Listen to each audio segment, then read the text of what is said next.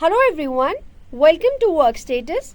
In this video, we are going to give you an information on app and URL report. Click on the report from the side navigation bar and come up to the app and URL. Once you click on that, here you can see that there is a view which shows you to select the member name. You can have the data filter out and the report generated by a department and teams. You can select the date range and you can even group by app and URL. Or you can even select the business category, the productive type of the specific app and URL and click on generate report. Once this is done, you are landed to a screen where you can see the data of all of the used application that is coming up. It is going to give you the date and the name of the users and the time they have spent in. If you click on this drop down, it is going to give you the list of the apps that user has used and the time and the session that they have used it.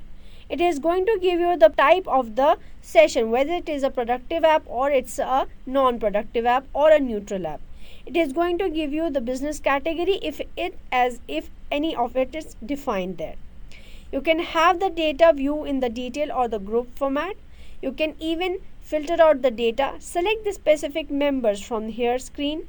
You can send the data to a specific email address, schedule at a specific time, download in PDF or a CSV format. Here further you can even group the data by apps and URL. If you click on the URL, it is going to give you the report of the URL. This was all about the app and URL report. Thank you.